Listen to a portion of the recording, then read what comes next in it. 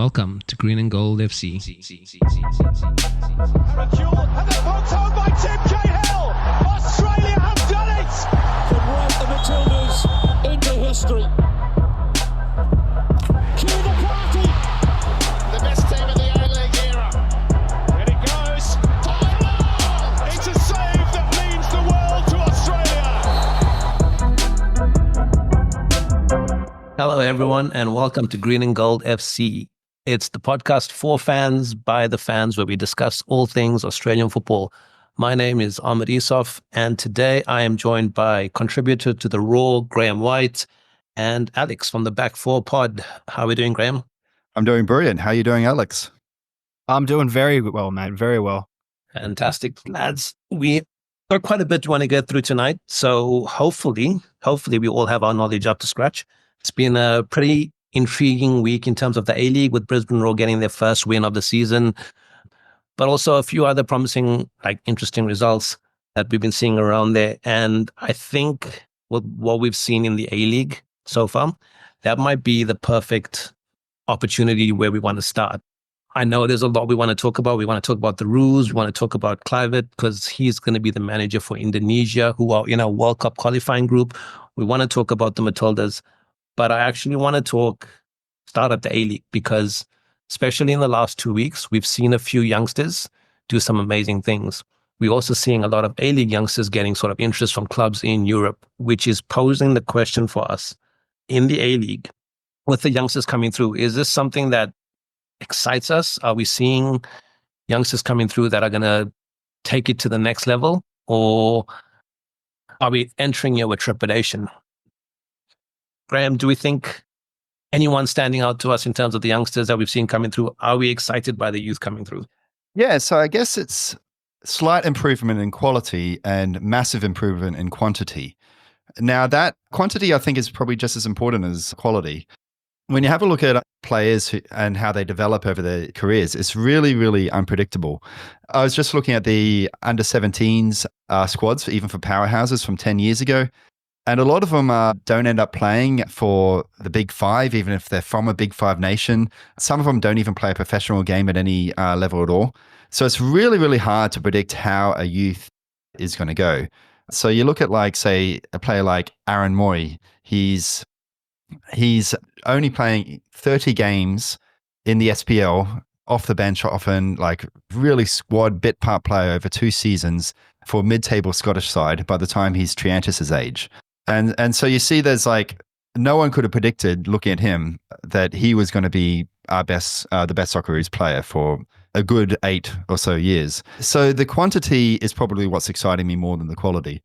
Now, how exciting? Of course, we all compare to the golden generation.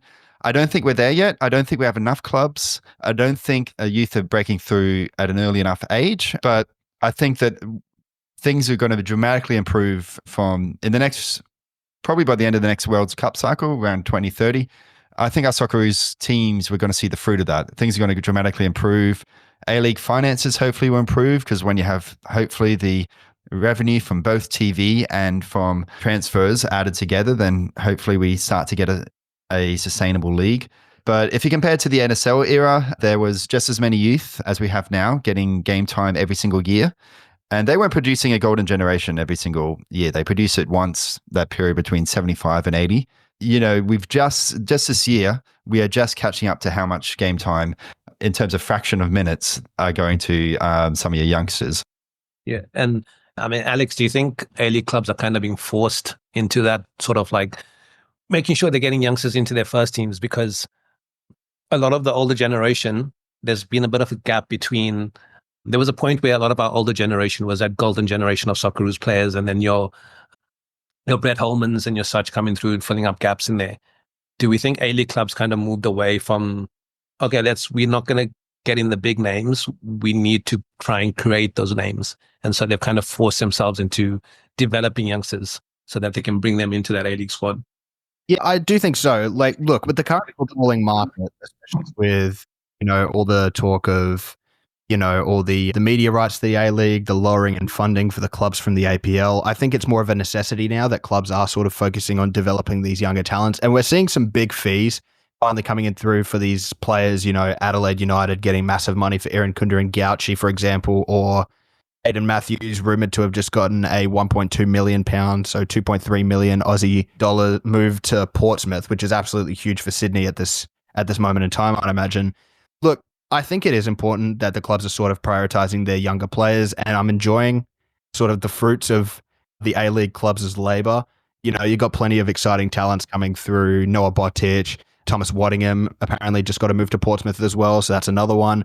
But even other guys like Jed Drew, Hayden Matthews. Look, I think I can genuinely point to every A-League club and give you 2 or 3 players I'm genuinely excited to see, or that I genuinely believe will have a role to play in the national team set up at some point. And I think that's good. I look back to sort of the golden generation and looking at how many of those players sort of didn't really do their major stints in the A-League as youngsters. It was more just going straight to Europe. And while I feel that's great and something that I want to see a lot of young Aussies replicating, I feel comfortable in the fact that A-League clubs are starting to get better in terms of their, I guess, production of youth players and how they're handling, youth players coming through their systems and stuff like that. And it's starting to show with the fact that you got guys like Mohamed Toure. He's now had a successful stint in France after a really good stint at Adelaide. Aaron Kunda, I think, was handled near perfectly before his move to Bayern. But there's still plenty of other cases. I guess you could point to guys like Arzani, Tilio, where maybe we're moving on a bit quickly or they weren't handled exactly correctly. But I do feel like we're not there yet, but we're getting closer to a point where the A-League is going to really, really start kicking off in terms of producing high-quality youth talents. And I'm hoping, I don't know if this is going to happen anytime this decade, but I'm hoping that we're going to get to a stage where younger players from maybe Europe or South America are going to really look at the A-League and think of it as a place where they can seriously go and, try and make a name for themselves, to challenge, to sort of push their careers on a bit. A great example of which is former Perth Glory defender Gregory Vutricht, who, around the age of, 23, 24 when he joined the club, joined the Glory, and then, 3 years later, he's playing in the Swiss national team. So I do think that that's a good option, one that I'd like to see more foreign younger talents considering. But look, back to the main point of young A-League players, I'm excited by what I'm seeing, essentially. I feel every club in the league is doing well to produce the young talents. I just want to see better management. And another thing that I think is going to be crucial is extending the league season so that these younger players can get more games. Yeah, just on that, on the extension of the league system, looking back to that golden generation, a lot of them did come through the NSL. Yeah, Bresciano, yeah, Edmonton, but they're often leaving slightly younger. And at the moment, we've got a lot of players who are playing in game time in the A-League, but often you look at the scouting reports and they're often mentioning their age. They're saying, okay, this player looks really promising, but they're 22. Is it too late to take a punt on them and to climb all the way to the top? And so back in the NSL era, we had a full home and away National Youth League. You had B teams, which we have today now. Squads are playing in the NPL. You also had those under 17, under 20 national teams really working to try and get players match ready. These days, our strategy has been really on improving our coaching knowledge, that skills acquisition phase, trying to get those basic technique up. But one thing we're really lacking is that finishing school, being able to get that match readiness as soon as possible. You look at 2 players who play for MacArthur today, Keely Addison and Jed Drew, both 21 years old and both pretty exciting. They're way above average for the league in their position, maybe even starting to tap the door in the Socceroos call-up. But if they're a 20, how much more are they worth? You can say, well, the A-League can't afford a National Youth League right now, home and away, because it probably costs each A-League another $250,000 to just in travel money. But if Keely Adamson was a year younger, is he worth an extra $250,000 than what he is worth as a 21-year-old? That's a question you have to have, because if they're getting that match readiness earlier, they're being accelerated through National Youth League, longer season and all that sort of thing, then yeah, you're just adding so much extra value to the players, because it just looks so much more exciting when they're leaving, when they already have a whole bunch of games under their season, when they're just a little bit younger. Look, I completely agree. When you're looking at the fact that Keely Adamson didn't really break through as an A-League talent or anything like that until he sort of had that Australia Cup run with Sydney, it's absolutely ridiculous when you think about it. Like, I know you have Ryan Grant there, as your main sort of guy. But the fact that it took Keely Adamson until he was about 20 years old to actually get an A-League move or to even, catch the eye of an A-League club in any serious capacity is absolutely crazy to me. When you look at guys like Jed Drew, I understand that, he's more just raw physical talent, has a lot of work to do technically, but, he's 21 years of age. MacArthur have played, 14 A-League games this season? He's got 6 goals and 6 assists. So he's up there getting about nearly a goal/assist per game. The guy's a serious talent. He's putting up great young numbers for a young winger. So you raise a good point about, us not getting these guys through quick enough. So maybe that is a discussion that has to be had. Correct me if I'm wrong here, Graham, but you're kind of arguing the point of we need a national youth league system. But then is that not necessarily just going, well, we're taking players out of the NPL system, we're then taking coaches out of that NPL system and then putting them into a league that's just only the A-League clubs as such? How much benefit is that doing them, particularly because those players wouldn't necessarily be full-time contracted players. So all travel in between states and all that time away from work and things like that they have to balance. Are you essentially then going to lose out players going, well, I've kind of got to balance that lifestyle with being on the road with my team through a season? Yeah, it's a good question. But in the end, in Europe, you're playing youth league, you're playing B team. You see people playing under 18s, under 21s all the time, getting games in cups, and they're playing 40, 50 weeks a year almost. And so that it is a football ecosystem that we're essentially competing with. In Australia, if we had a home and away national youth league, there's 11 Australian clubs, that's 22 rounds. And then the NPL is 26 rounds typically. So you can in principle have a season where young players are doing both, and that would accelerate their development. So, but there's quite a few that we did back in the NSL days to do that finishing school. So if you had a technical base, you go really far because you're breaking through quite early. And our problem was not enough players had a technical base. There's a huge gap between the top and the next level of players. But now we have that technical base, but without that finishing school. So there's all sorts of things which can accelerate players. You have the Australian Institute of Sport, which would grab the best players around the country to give them that extra training. The way we use our National Youth League teams. Of course, now we've brought in an Australian Cup the last 10 years. Hopefully with the National Second Tier, we can eventually have a Leagues Cup or something. All these different ways to just put pressure on coaches to play young player because some kid has stood out in a cup game or they've scored 3 times in a row in a National Youth League game. These are the sort of things which you see in Europe so often where someone's scoring regularly in the National Youth League. It's like, okay, I better put them on the bench and see how they are, or they train with the senior team.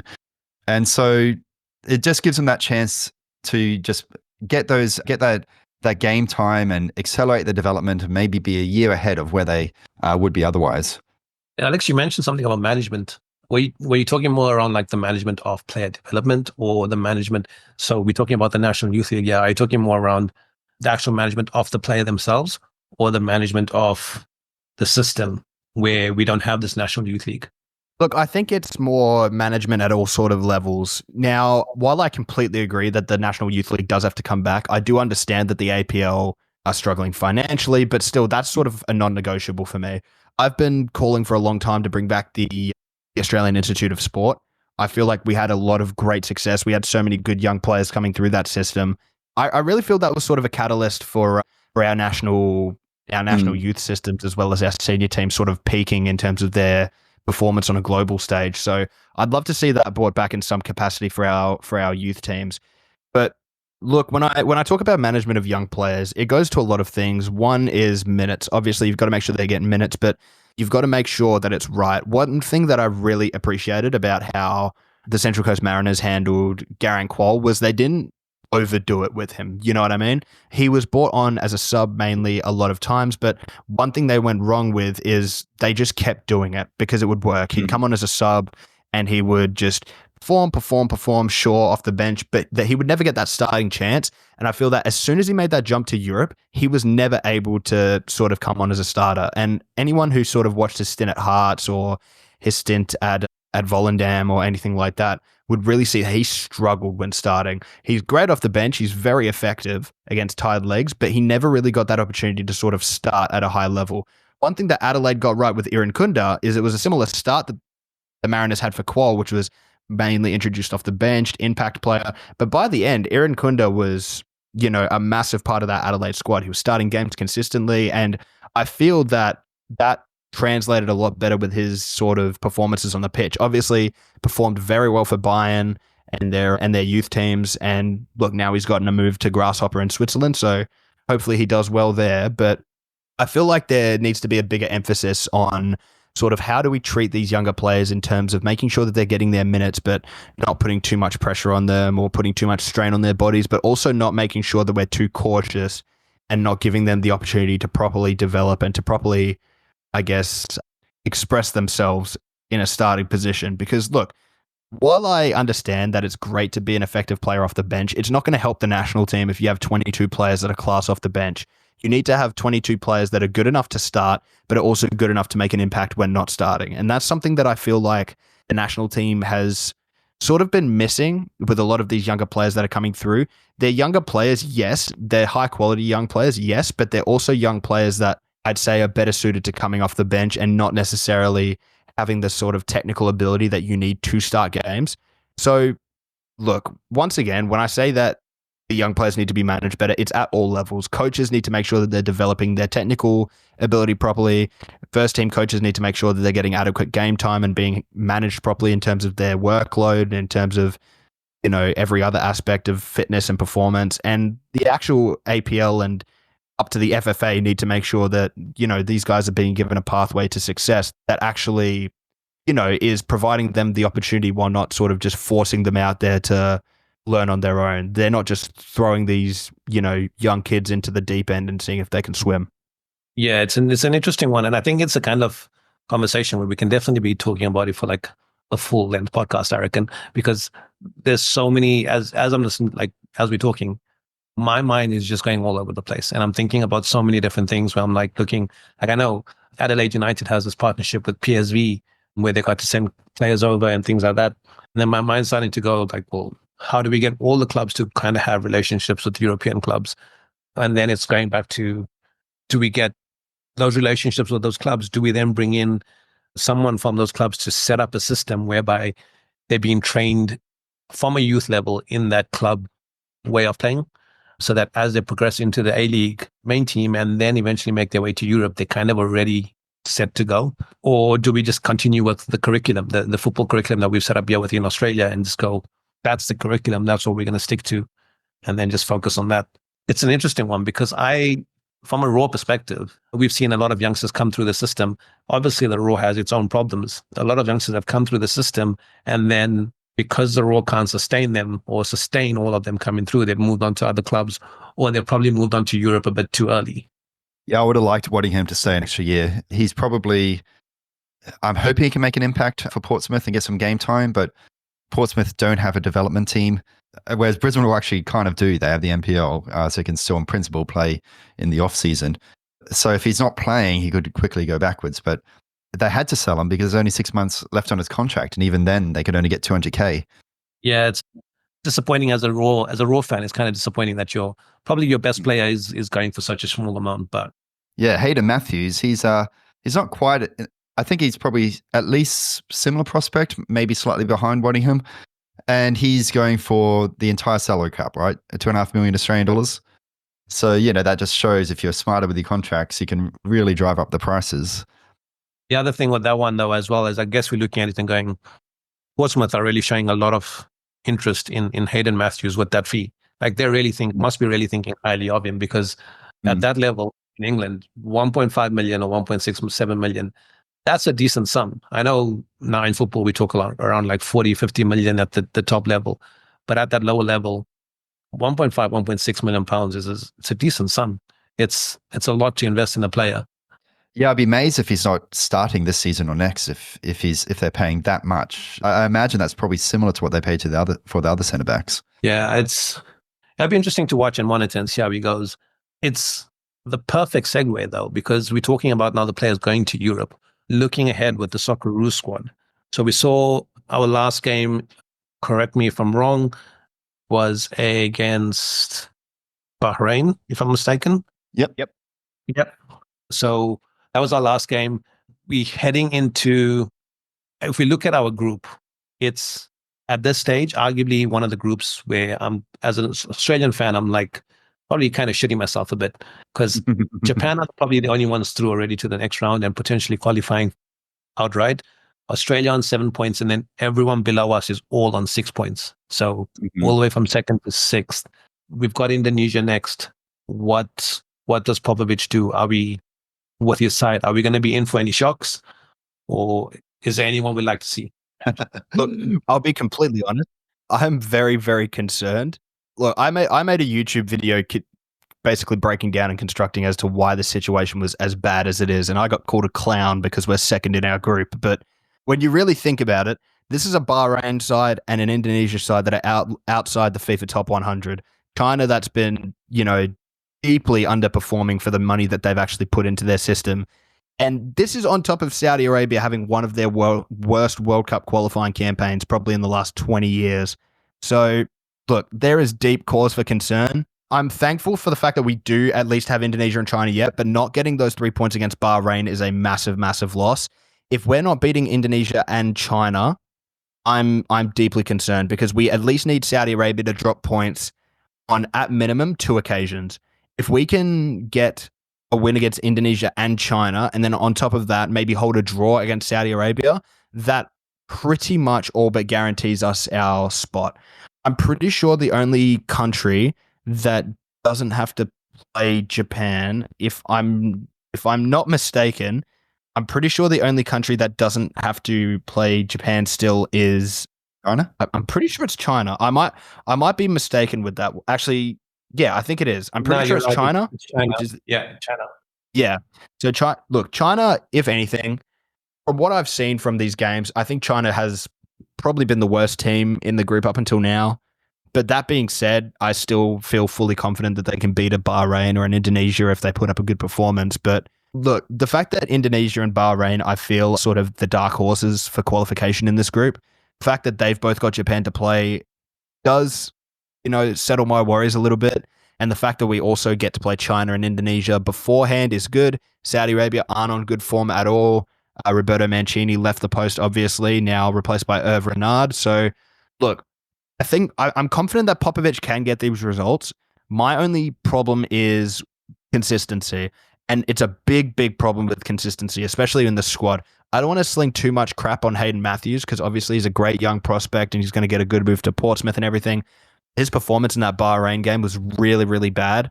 And if we're going to be doing stuff like that, where we're sort of just throwing these young players in at the deep end when they've had no previous international experience, we're going to get cooked for it.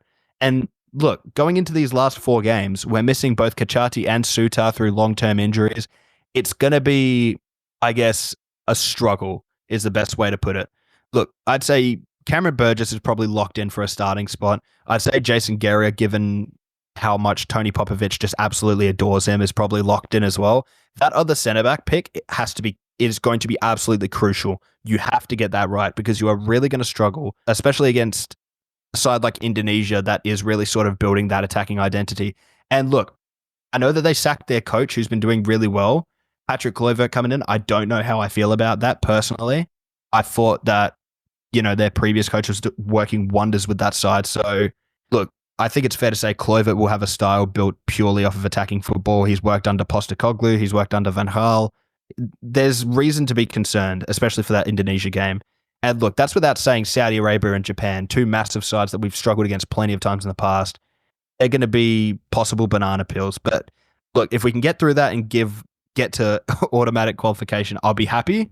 But I'm not sure if I see that happening. Yeah, I'm really worried. I remember last time, round 3, things were cruising. Then we lost Sutar and we had Japan and Saudi Arabia as our last 2 games. And we went from automatic qualifiers to having to go through a playoff.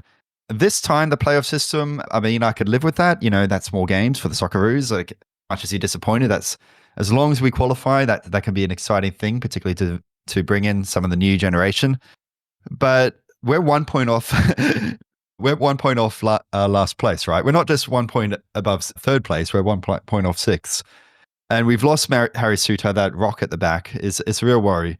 And I think, like, even if, whatever you think of the coach, whatever you think of the current squad, even if we had the golden generation, these games we've never found them easy. And so there's pressure to get 6 points in the next 2 games. And we've always found it really painful, even when we had really, really good players and European coaches. And so I don't think this is at all a sure thing that we even qualify. So yeah, I'm fully worried. I think like in terms of changes, Popovic is going to bring in someone that's surprising, but I think he's always done that. Like we're always like, oh, why do you play him? That's pretty random, but cool. It's exciting. It's something new, and also maybe slightly frightening. But yeah, so he really cares about rotating his squad. That's one of the patterns I've noticed. He's mentioned a lot about jet lag and being able to back up. So he wants to back up people in the midfield, in the forwards and centre backs. And he seems to be unhappy with some position. So he usually plays as his two double pivot who play Irvine and O'Neill, and then he'll rotate O'Neill because he presumably doesn't think that he can play 90-minute games at the level he likes in a short period of time when dealing with jet lag. And he's just really gone through, given a half of football to Bratton, half of football to Yazbek, half of football to Caceres. It doesn't look like he's really settled. Maybe he's settled. Maybe he's happy with Caceres. Who knows? So probably there's going to be a change in central midfield, would be my guess. He'll probably find another central midfielder. And yeah, he's probably not happy with inside right forward. Hrustic was his first choice, but he's not getting game time for Serie B at the moment, and they're struggling at the moment, his side. And so, yeah, it'll be interesting to see who he gets there. And in any case, he's not just retaining his first choice, he's retaining his second choice. So, yeah, I think probably if you look at players who are beating the door down, probably got Motura is probably beating the door down for that striker position. So maybe he's a player that I'd like to see, at least in rotation, play one of the two games or maybe both games off the bench. I'd like to see him start one of the games. I think he's probably now our best striker, inching ahead of Duke and Yengi. Yeah, but in terms of one thing which is tricky is right now we have a lot of exciting, but those exciting youth, they play a different style to probably our best prime age players is one issue. So you got a bit of an oil and water problem. Where our best prime age players are quite physical, they're very intelligent, they're mentally strong, they're tactically strong. Whereas our best youth are much more quick foot, and maybe some of them are even athletically remedial or athletically average. And so there's a bit of an oil water trying to like, how's that transition going to go? But also a lot of them are probably as good as our prime age players right now, which means they'll probably be better in 2 years. But right now there's not a lot of cavalry on the horizon, which are going to be like, okay, right now they can probably dramatically improve the Socceroos. Like even if you get a player like Volpato, which we've been really trying to get, that'd be fantastic, especially since he plays right inside forward. He's probably about as good as Riley McGree right now. He's not mind-blowingly better than anyone in the squad. So we're going to have a squad which is roughly as good as what we have now, maybe slightly better around the edges. And yeah, we're on the precipice of either automatic qualification or, dropping out the whole thing. Alex, you, the Socceroos coach, you have been told you've got to pick the squad tomorrow. Which are your two key players? Which are the two players that you are going, these are my bolters. These are the players who are going to do the job I need them to do for me. Look, it's a tough one, right? Because there's so many sort of players that you really just sort of scream out and just say, like, that is a player that needs to be in the squad. That's a player that's going to make a difference. If I could pick two players that sort of maybe haven't been, I guess, considered to be in the side, I guess, that need to have more sort of thought put into actually selecting them, I'd say one has to be Nectarios Triantis. He's on incredible form right now. I feel like we've really lacked that sort of ball winner in the midfield. Look, as much as I rate Anthony Caceres as a player, he is in his mid-30s. He's not really that kind of brute in the midfield that we've been looking for. And look, Jackson Irvine is just not that guy either.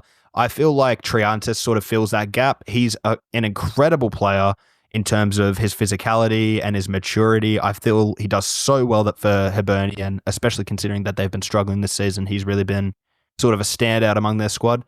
And another player that I really feel could add some quality, especially if you do want to put them into that inside forward off of the right spot, would be Milanovic. I feel Milanovic is on great form, as always. He's been on great form for over a year now. He's been absolutely phenomenal. And look, another player on great form as well, Segicic, could easily slot into that sort of inside right forward position, given that both him and Milanovic are left-footed. So makes a lot of sense. Obviously, there's the likes of Robertson, Volpato, Chipperfield, just to name a few in terms of players that, I'm really hoping tie down for the national team long term, but I'm sort of, leaning here and there as to whether they actually, come on as players. Those are sort of three players that the Socceroos really need to make sure that we're tying down, because they're going to be massive for the future success of the national team, along with Paul Ocon Jr. I'm not too worried about losing him to Portugal, but I do feel like he's someone that has a lot of potential and could really benefit from maybe even an A-League loan move, to be honest. But I'm going to say one more. This is a bit more out of left field, but I'm going to say Dennis Genro. I would love to see Genro actually get a chance with the Socceroos. I feel like we've lacked real creativity in that midfield. And look, I know people will say Riley McGree is more of our attacking midfielder, but they've got to remember that he's been playing as that sort of inside forward off of the left-hand side in our previous games, which I like that role for him personally. I think he's really good, but I really would not mind seeing some more, I guess, attacking output through the actual middle of the park. So I think Dennis Genro is really a guy that you can get to do that for you if you can't get Alex Robertson. I think Robertson's a better player. He offers, sort of more in terms of he's more of a box-to-box player that's sort of a similar role to what he plays for Cardiff. He's great on set pieces. He takes all of Cardiff's set pieces pretty much. Got an assist on the weekend against Swansea, which is really nice. But look, Genro's been on decent form. He's been playing for Toulouse for a while now. I feel he deserves a shot. And to be honest, I don't think he can do any worse than what Jackson Irvine has been doing in that sort of more creative role. Because look, as much as I love Irvine as a leader and as a guy, like as a personality, as a footballer for the national team, he has not been at the level that we need him to be, which has been really disappointing. I wouldn't mind Genro being given sort of that opportunity to, I guess, grab it and say like, hey, I can be that guy. I can be that sort of guy that's going to win us those games against, your Indonesias, your Chinas, your Bahrains. I can be that guy that's going to help us break down those deep defensive lines that we've been struggling with. So he's personally someone I'd like to see, but do I expect to see him? No. Do I expect to see Robertson, Chipperfield, or Volpato? No. Do I expect to see Triantis? If I don't see him, I'm going to be one, very surprised, and two, very upset. Yeah, I guess like if I'm the Socceroos coach, and assuming I'm doing Popovic's system for some reason, like he just put a gun in my head that says you can take the Socceroos over, but you have to do Popovic's system. Yeah, what would I do? So at right back, there's like a traffic jam of players who are not quite the level we want, but roughly all around the same level. I'm tempted. Here's my most left field one. I'm tempted to either give Metcalf, when he returns from injury, starting in the Bundesliga, he's played as a kind of like a defensive winger for his club a lot of last season, as well as central midfielder, which is very not too different from right wing back. So I'm tempted to give him a go. Ryan Strain, of course, has returned. Yeah, I don't know if there's really any difference in quality between Strain and Miller, so flip a coin between the two. Barring that, maybe Keely Adamson as a left field option. He's really, really impressed me in the A-League. So he's quite a possibility, particularly since Popper loves to rotate. One interesting one, if you ask me who's our two best midfielders right now not in terms of potential. So if you say potential, you're talking Triantis, you're talking Robertson, you're talking Volpato. But if you say like right now, you'd probably say those players are close, but right now, Irvine with a massively different profile is probably a number one. But his profile is he's breaking up play a lot. He's a beast off the ball. He's very intelligent. He creates lots of passing lanes. He'll crash into the box. He's also a set piece threat. He's kind of like a Miller Jedinek type figure. So you don't really want to build up through him. And our other best player would be probably John Rue. He's finally, after long injury problems, he's worked his way into the starting 11 of Toulouse, who are one of the best teams in League One. I think they're 7th or 8th or 9th at the moment. But his weakness, this is a sad thing, is I don't think he can play those two players together. John Rue's main weakness that I see is he doesn't open passing lanes that well. And so his real quality when he gets the ball, and his real quality in defense. So it'd be brilliant against a certain type of team. But if you have him in your central midfielder, you're probably going to play out the back through your other midfielders. So that means we're going to be playing out through Irvine a lot. And Irvine, that's not his strength, is controlling the ball in tight spaces and doing a progressive pass. That's just not his game. And that's probably the basis of, I guess, Alex's criticism of him, because that's just not who he is. And so you can't really play our best two players together in the midfield. So yeah, it'd be really interesting. You have to play one or the other So I'm guessing that Popovic is going to like say, screw you, I'm playing Irvine, Bundesliga captain. Yeah, so you need someone in that midfield. Yeah, so who you got in that midfield? I'd love to have Robertson, who'd be perfect. I think he'd be obviously ideal. He's a deep line playmaker. He's playing as a number 10 right now for his club, but I feel like his best position is deep line playmaker. And yes, for that right inside forward, I like the idea of Segasic. I think that would be probably at the moment probably our best option at right inside forward if we don't get your Volpados of the world. Obviously, you have Goodwin. So you need 4, right? So you Goodwin and McGree, they're locks. Christrix, unfortunately, is struggling a bit. Volupele hasn't been starting for his club, and who knows if he is by the time he gets there. Azani, he's great at creating chances, but he can't finish them. He's probably our best at creating chances, but he can't finish them. And so you accentuate that problem we already have for the Socceroos. So even though he's one of our best players, he's probably would struggle in our team at the moment, would be my opinion. So you need someone who's good at finishing. Another left field option might be Jed Drew. He's okay, sure, he's athletic, but he finishes. You know, if you got 6, if he's got 6 goals at this stage, that's as part of a squad rotation. Maybe that's enough if he keeps it up. Yeah, and of course, as you say, Milanovic. It'll be a tight race, I think, by the time in the next 8 weeks. Who's our best option there? Because probably at home, you're probably playing McGree and Goodwin as your 2 inside forwards, and then away from home, you need to rotate that because he really cares about conditioning in his system, and so he's changing like 7 players from game 1 to game 2. Yeah, so there's a lot of new players. I guess as your left centre back you're probably going to move Burgess into the middle to be that senior central centre back. He's still getting games for Ipswich in the Premier League, so he's a lock. Gary is probably a lock in the absence of Sicardi. Yeah, so probably what you want is Kai Rolls is probably our least bad option for left centre back. There's a lot of players which you can go for right centre back. You have Karasic, he's getting game time. He's returned, doing quite well. He's playing a lot at right centre back. Hayden Matthews is a right centre back. So yeah, it's a bit of a weak position. So Suto going and moving Burgess has put us in a bit of strife. But Kai Rolls did it against Peru. He did the World Cup. And he could probably get into a camp earlier because now he's moved to MLS. So assuming he stays match fit, he might be our option. Probably Popovic wants 5 options because he's going to rotate so many players. So yeah, there's going to be some headaches, to be honest. Yeah. I just wanted to jump in quickly and touch on centre backs there. This is a position, I completely agree. It's a bit of a problem position right now because we're sort of lacking that depth there, I guess you'd say. Look, Jerriar, he's in his 30s now. Sutar, injury prone as we've now figured out. Kachati, I don't think has had a major injury since before, the ACL that he's had now. So hopefully that heals up all right and he's good to go. But look, I think there's plenty of good young centre backs coming through. Obviously, you look at Western United and they got Dylan Leonard, Kane Vidmar. You look at Sebastian Esposito playing with Lecce's Primavera team. He looks really good. Adriano Labib at the Glory, I think, is phenomenal. I think he's going to have a great career. Panakikianis from Adelaide as well. I think he's going to be an absolute standout for their team, considering he's on a 5-year deal that he signed last year with them. So, look, I'm confident that we're going to have some good players coming in. But yeah, if we're rolling up against Japan and we have Kai Rowles at centre back, that's serious cause for concern, in my opinion. I tell you what, Kikianis, I'd be more comfortable with him at centre back than Hayden Matthews, actually. So he wouldn't surprise me if Popovic does one of his left core fields and calls him up. He's been really, really solid. If the game could be delayed by 12 months, we need to start some sort of international war to delay the game for 12 months so these players have 12 more months to develop. Then we'll probably be okay. Or, of course, we'll be okay because, of course, Sutar and Sicardi return.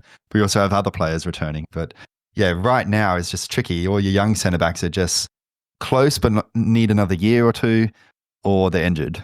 Yeah, I suppose that, be careful what you wish for with the war, the way things are going. But it's an interesting one to look at because the worst time to probably become a coach of a team is halfway through an important qualification or halfway through a situation where you're like, in a league sense, I guess it would be like the middle of the season when you're like trying to keep the team up, or you've got like 2 games before a final or something.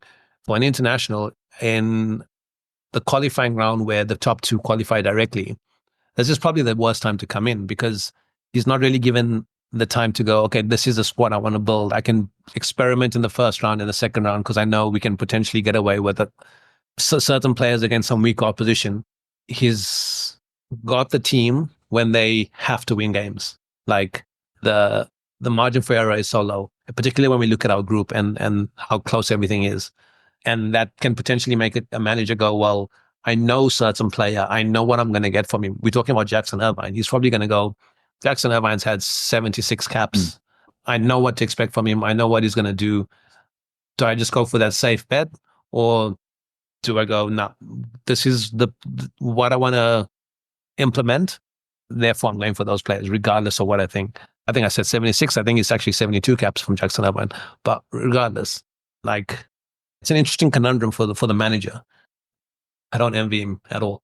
Yeah, I've just parked all criticism of the coach right now because I just look at the situation. I think this is just hard. Yeah, and I think a lot of where our thoughts are coming from, also stemming from the fact of what Arnie did.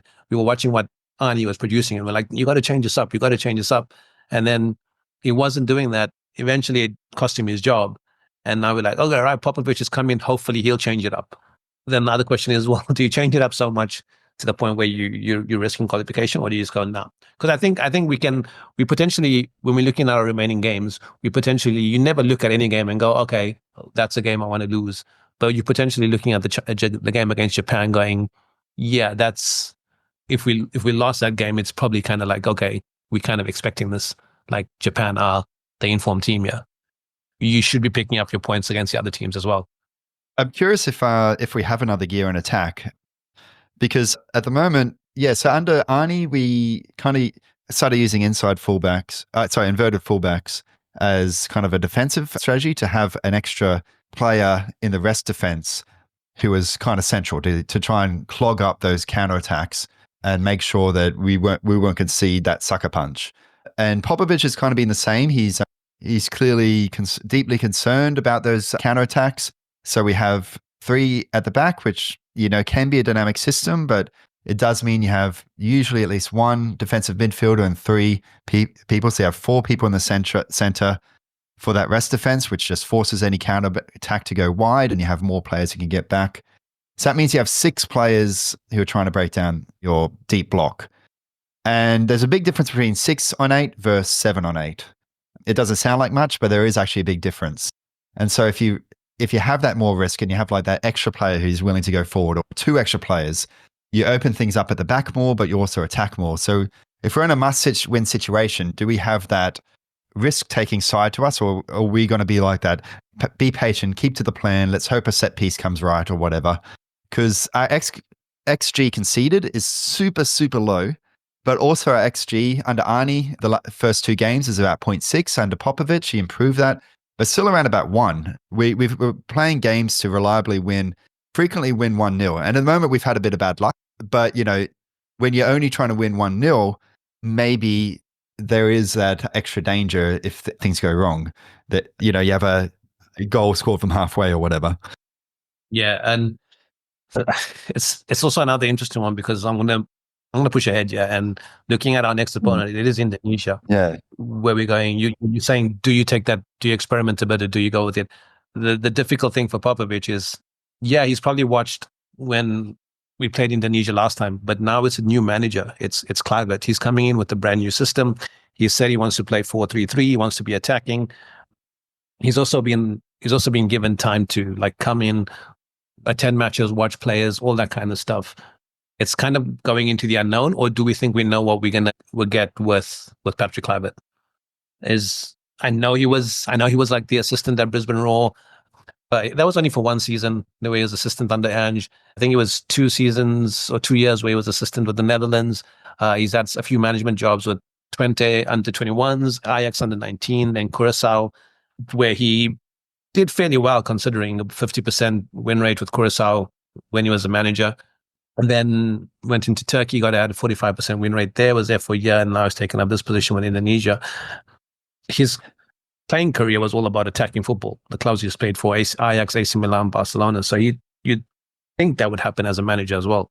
Yeah, so Alex, your thoughts on can we expect this attacking football from Kluivert, and do we meet it head on with also just going, look, you know what, we're attacking, we need the win? Look, I want us to go attacking. I want that to be our mindset. My only concern is that, Indonesia, we've seen under their previous coaches, but with their players as well, it's very high octane. They're very good in terms of their stamina.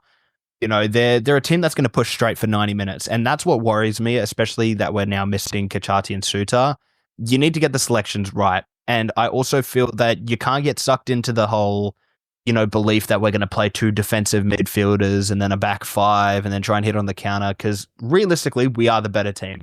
And if I have one main criticism of Graham Arnold as Socceroos coach, it was that he could not coach games in which Australia weren't the underdog side, because his approach to games against teams like Indonesia, like Bahrain, where he would just sit back and counter. It's the same stuff that we saw in his games against France. And you can't win games against lesser teams if you're not going to actually, take it to them.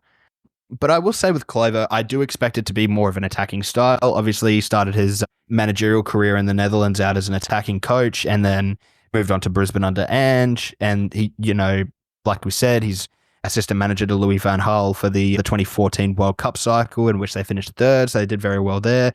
He spent time at Ajax, I believe. And then he was also a sporting director at PSG. And then, along with that, he's been at Barcelona. He's been, at all sorts. And, as you did mention, did fairly well at Demirspor in Turkey, but I'm feeling like he's going to bring sort of something similar.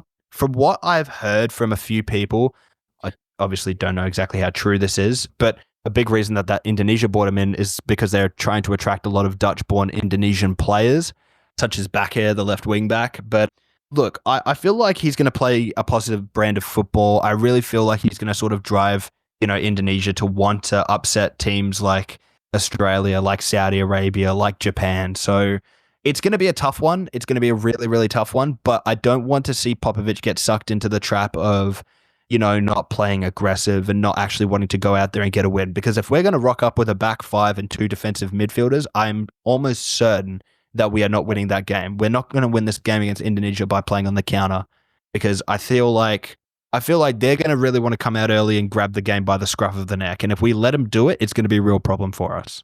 An attacking style under Indonesia would be really, really interesting and might be a real opportunity for us, actually.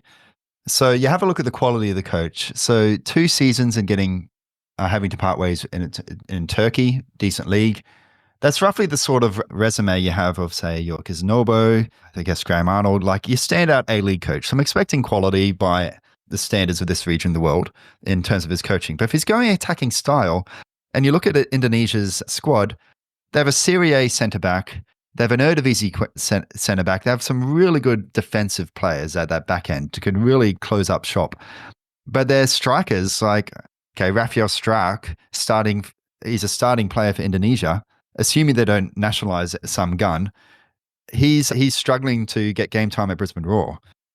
And so, yeah, he might, by playing attacking football, he might minimize their strengths and open up some weaknesses. So there might be an opportunity there if I'm having a bit of hopium on my part. But the other thing which is interesting is if you look at attacking managers, they often start slowly.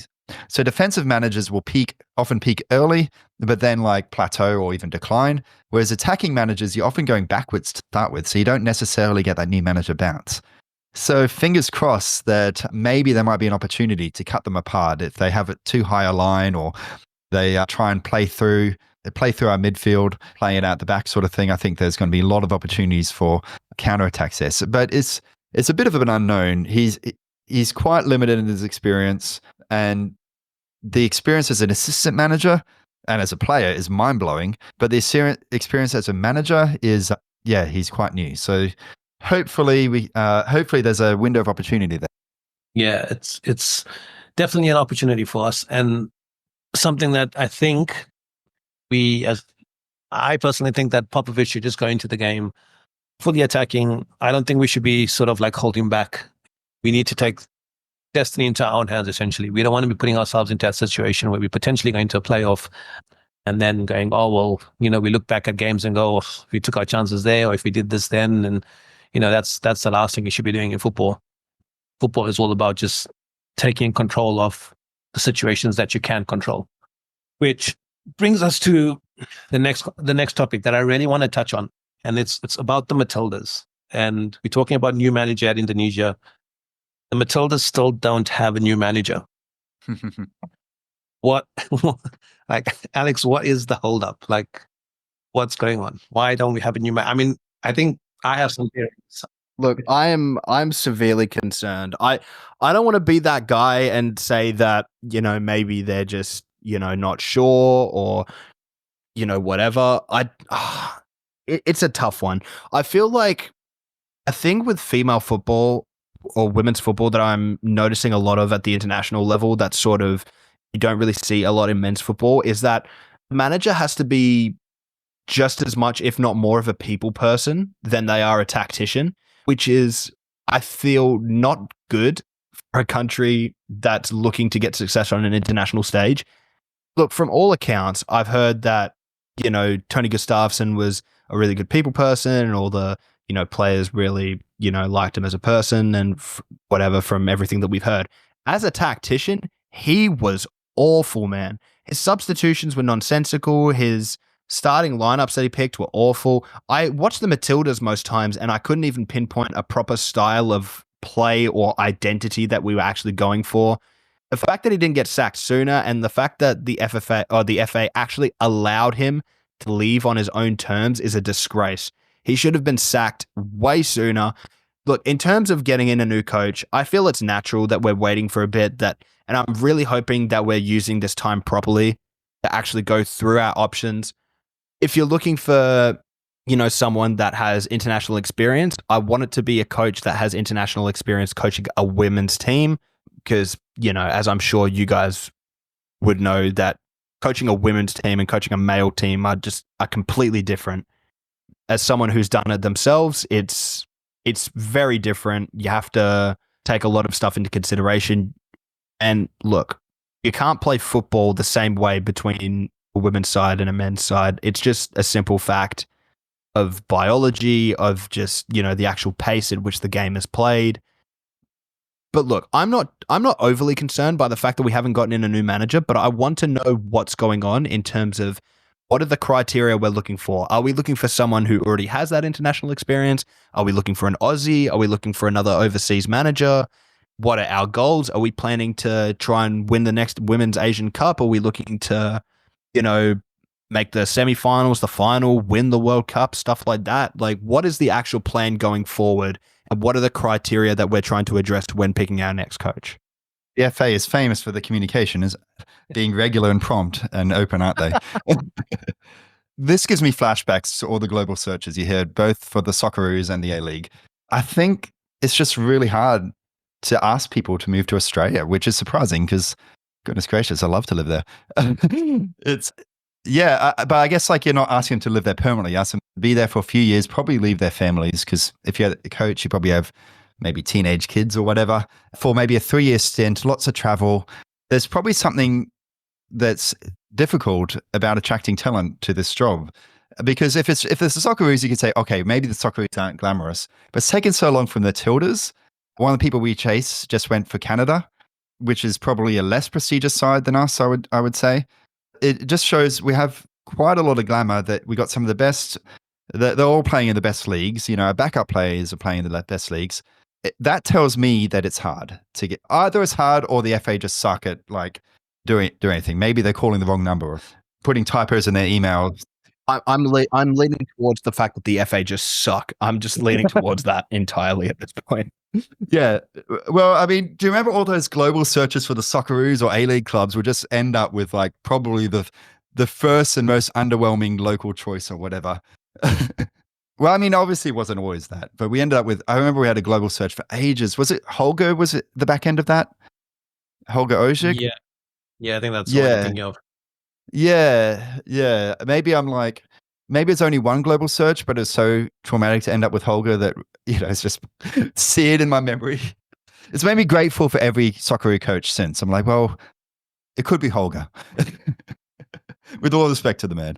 Yes, either the FA just completely suck, or this is just really hard to get people to say, hey, move to Australia for 4 years and coach the Matildas or Socceroos or whatever, even if you have a really decent team. Okay, Matildas probably aren't going to win the World Cup, too often. Weirder things have happened, but they are a good team. They have players in the top leagues. They've got some good, exciting young players. Yeah, so it's I know we worry about the generation change and some players getting old, but you still got Cooney Cross and Mary Fowler, who are two of my favorite Matildas, and they're both two of the youngest. Oh yeah, definitely. And they're both extremely talented players. And then you add into them like the Fryer sisters, the Raw. That's I mean, they smashing it up at the Raw at the moment. And I'm surprised Sean hasn't got a move to Europe just yet. But maybe she will be. Maybe it's something that is in the works and it's just like wait till the end of the season. But taking into account when you got Cooney Cross, Fowler, Friars, you look at your there's a few others in and around that team that can form that basis. And I was very outspoken on Gustafsson. I did not like the man as the coach for a long time. And that whole World Cup, I think, is what it was an amazing run, an amazing time.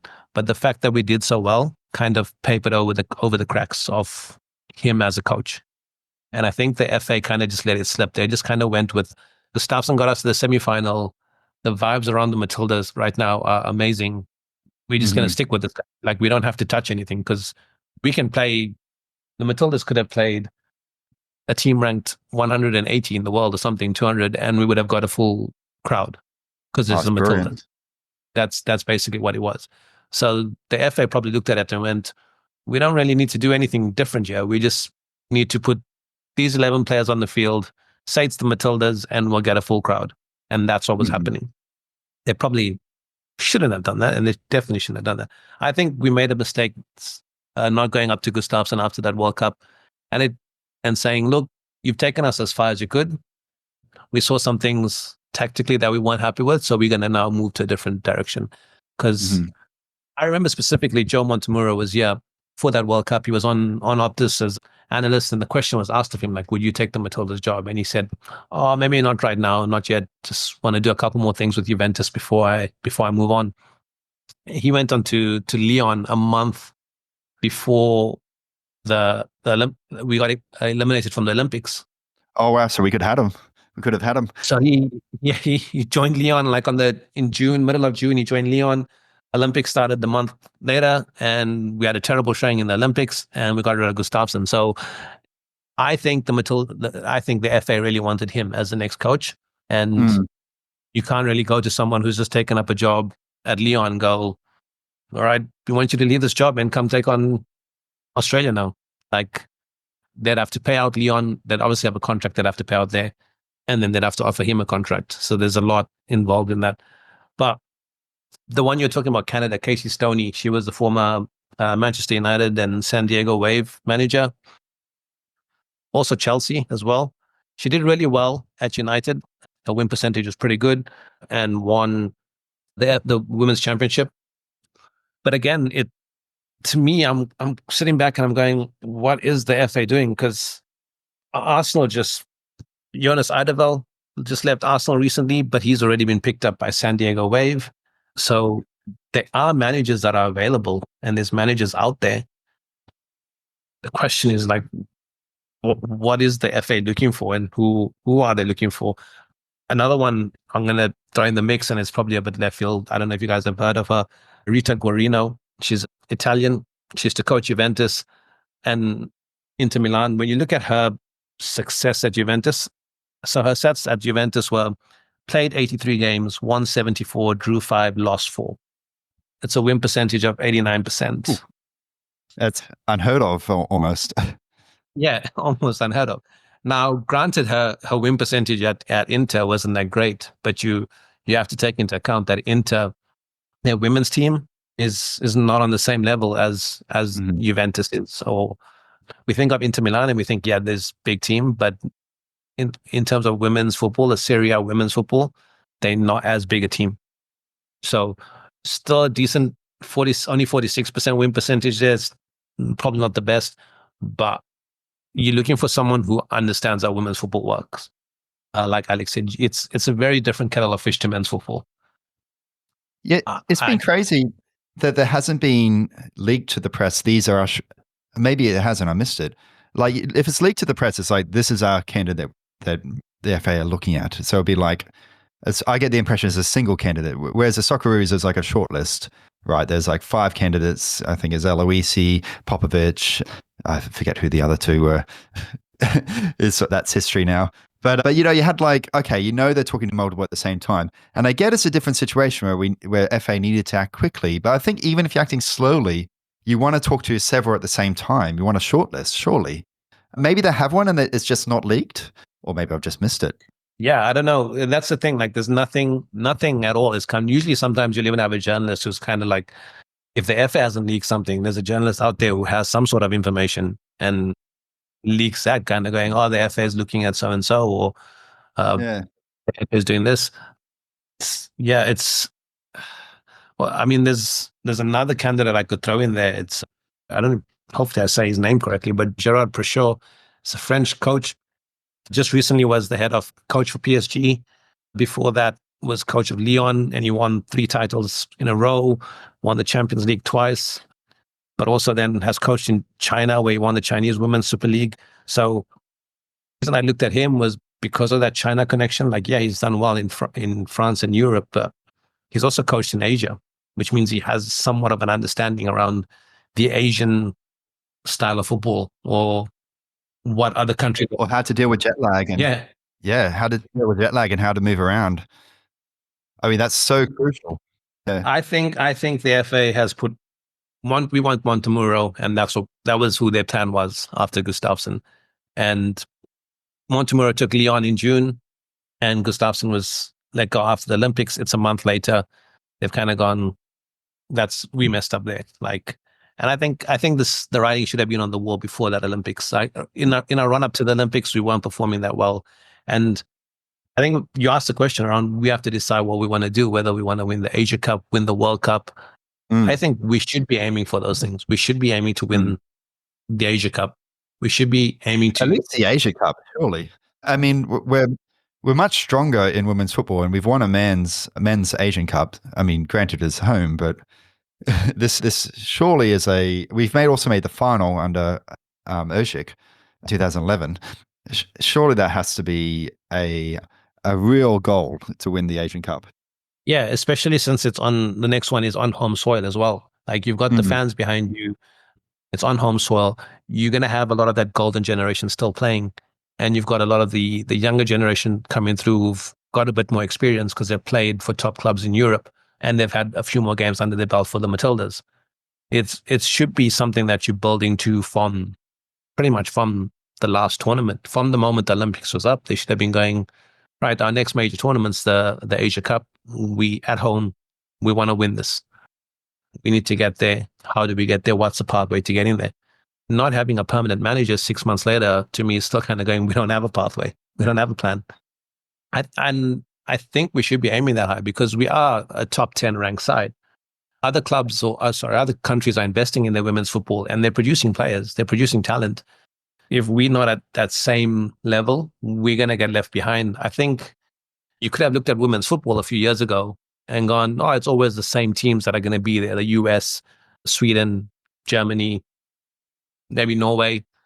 They're always going to be the ones kind of at the top. But now everyone's coming through. I don't think anyone would have thought Spain would have won the World Cup, considering the run-up they had with those 15 players pulling out of the squad and issues with the coach and the manager. But they sorted it out, and next thing you know, they're beating England in the final. England have come a long way. We're going to get left behind by countries if we're not on top of this. I tell you what, I really worry about the future, looking at some of those youth tournaments, particularly the ones in Asia, where we're facing other Asian teams. And yeah, you just see the technical development of those teams. It reminds me of around about, that period 2000 and, where we had the golden generation. Everything seemed pretty. So 2006 to 2012, before, things fell apart, and they're all like in their mid-30s. In the men's sides, I'm talking. I watched the youth sides all through that time, and it was just frightening just how out of depth we looked when we were playing out the back. Just how difficult it was for us, how difficult it was to keep the ball in tight spaces compared to our opponents, how much better they were. And yeah, I worry that in 10 years that we're going to have completely be left behind in the women's game. I don't know how to fix that. I mean, like I would have thought, whether it's a professional league, whether we need to have an under 20s for the women's side as well, women's A-League sides as well as the men's, or whether our pathways need to improve. Yeah, I'm not sure what is a to-do list, but yeah, the clock's ticking because those, I don't know if anyone at home has seen those. I encourage you to see those performances. It's not just the results, because results in youth can be crazy, it can be wild, they can be unpredictable. You can be a much better team and mess up. But there's a huge class difference between us and Asian opponents at the under 17, under 20 levels. And it's really alarming. We need to have some communication about what is being done to address that and how we're going to start turning that around, or we're going to have similar situation to the Socceroos, where, you know, you're hoping that some 23-year-old playing in the Dutch second division is going to be the next Harry Kewell. You know, those depressed. I don't know if you're there for those years, which are papered over by the fact that the golden generation was still around. But yeah, I worry. Yeah, I mean, personally, I'm not too worried about, like, the interest in women's football is very strong. Yeah, it is. At a youth level, seeing it in the clubs, I can definitely see there's a lot of girls who want to play football, who want to be like the next Mary Fowler or the next Ellie Carpenter or Sam Kerr or whatever it is. But at some point that vibe wears off when you turning up to games and constantly you're not performing at the level you should be performing at. At some point, people are going to kind of go, oh, that was just then what happened. And it's almost a similar story to the Socceroos 2000 and post 2006, where we had an amazing run at the World Cup in 2006, and everyone was on this high from not even from the World, like from the qualification point onwards. There was this high.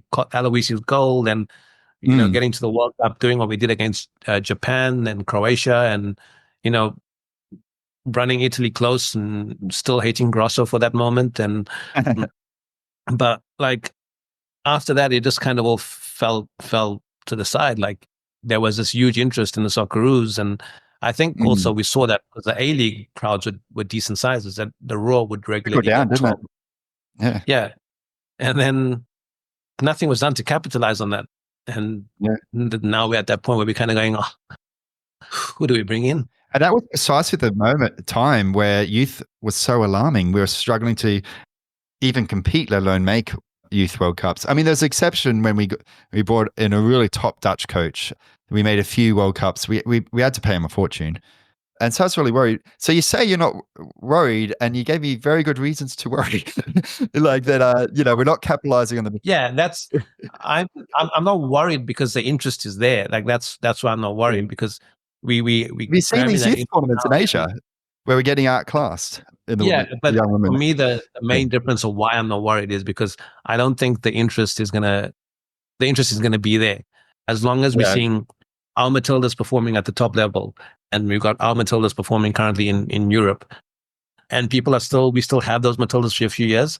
At the moment, I'm not worried. I guess 10 years. I guess the concern comes down to you hoping that the FA are doing the right thing there by going, okay, we're taking our time because we want the right manager. We know which managers we want, and that manager is going to produce the success that we want.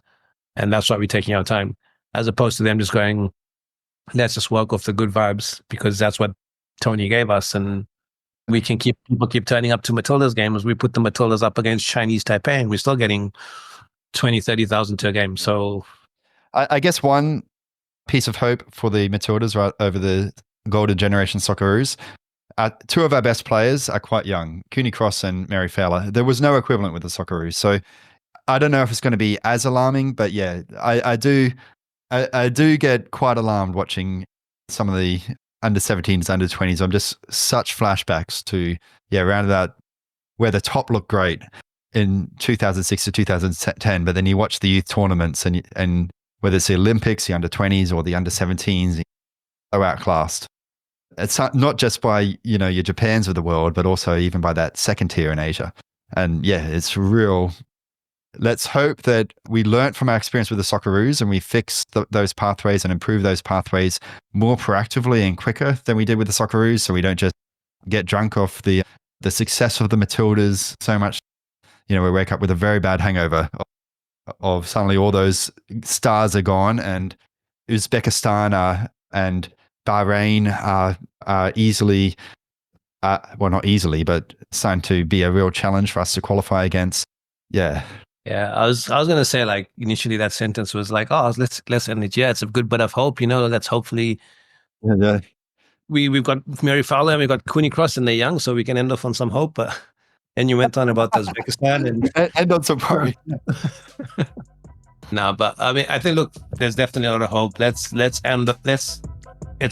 I mean, I've loved this conversation, and we could obviously be talking for hours on end.